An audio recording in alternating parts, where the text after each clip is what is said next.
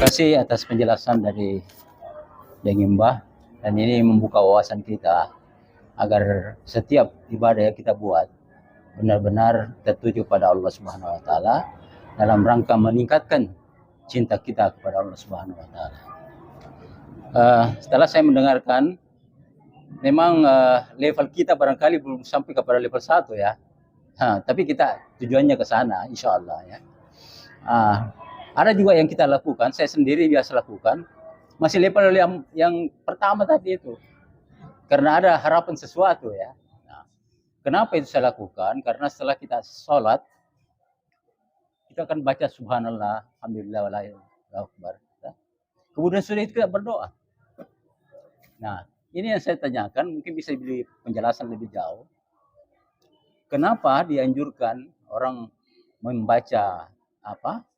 Subhanallah, puji-pujian kepada Allah itu sebelum kamu berdoa. Ya kan? Karena ini ada kaitannya ya, ada kepentingan.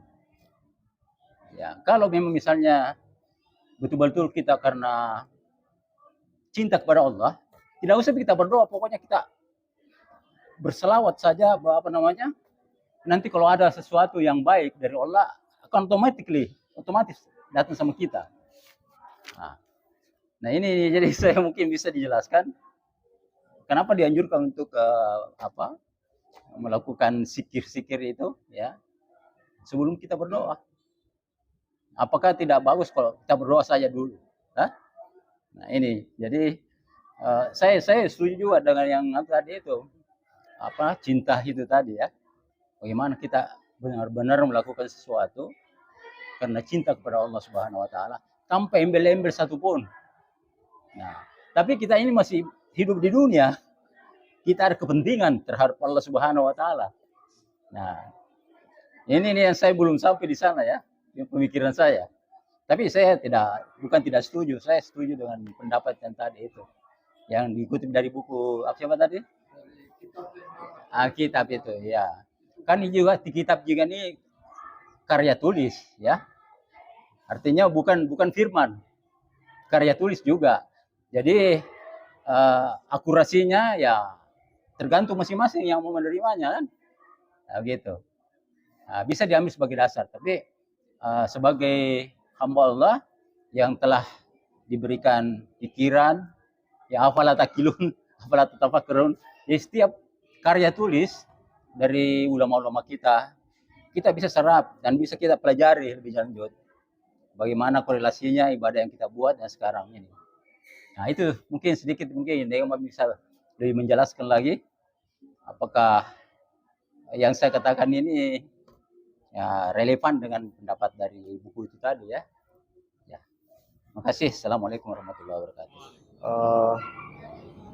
Ya terus terang saya sangat menikmati ya topik seperti ini.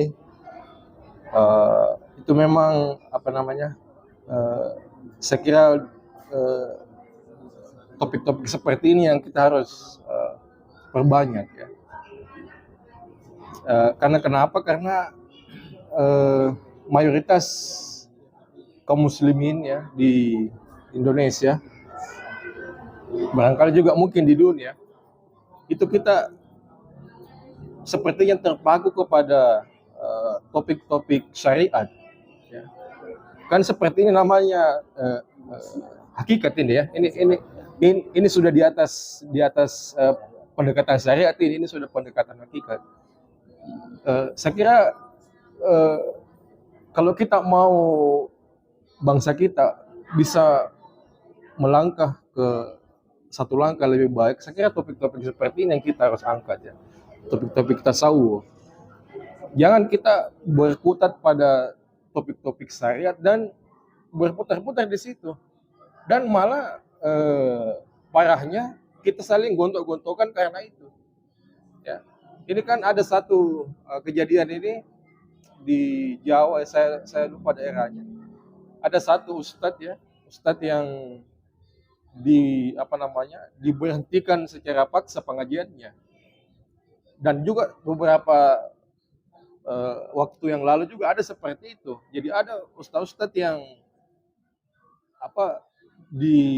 diberhentikan secara paksa pengajiannya oleh masyarakat. Ini kan kalau saya memalukan ini. Ya. Kita sama-sama umat Islam kok sampai seperti ini ya, saling memberhentikan pengajian ini kan kalau saya membacanya, yang satu ini dia merasa lebih benar dibanding yang satu.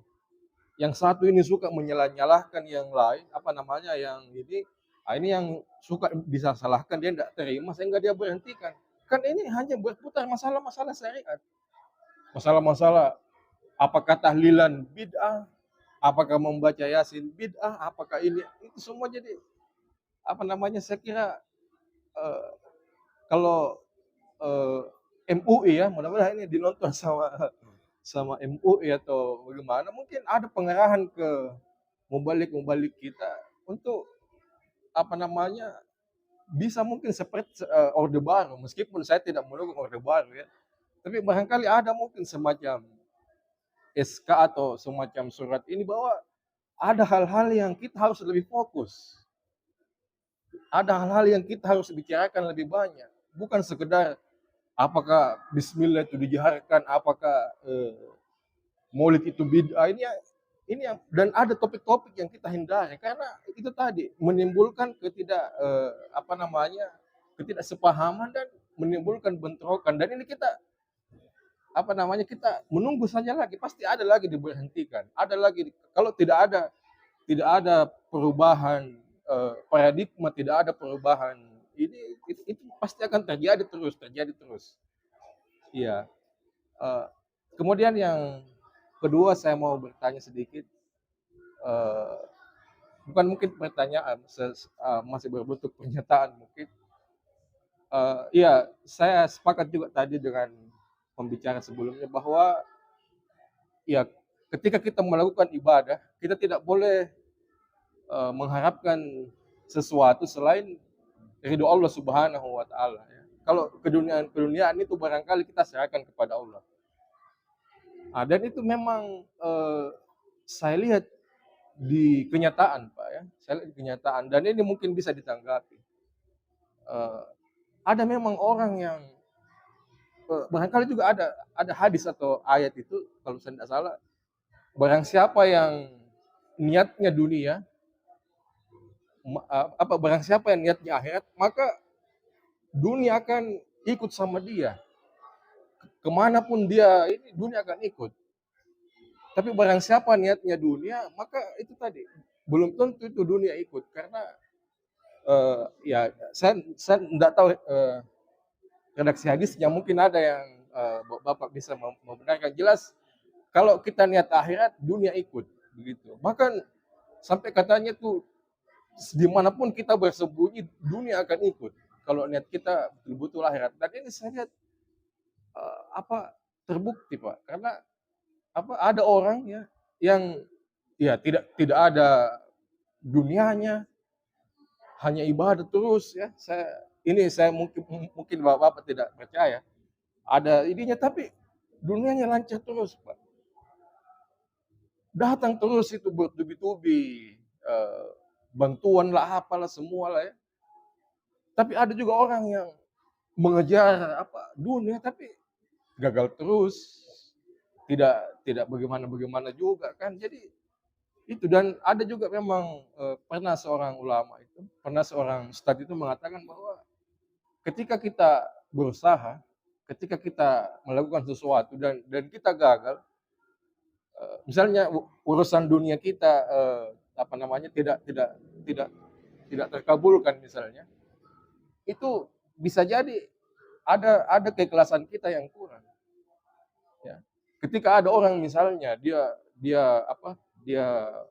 sukses misalnya, itu bisa jadi memang bukan hanya sekedar dilihat usahanya, tapi betul-betul keikhlasan. Jadi bisa kita pertanyakan diri kita ketika kita gagal, apakah betul-betul niat kita ini karena Allah?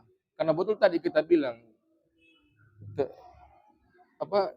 ibadah itu harus memang semata-mata diniatkan karena Allah Subhanahu wa taala, bukan karena yang lain. Saya kira itu mungkin ada tambahan. Wassalamualaikum warahmatullahi wabarakatuh.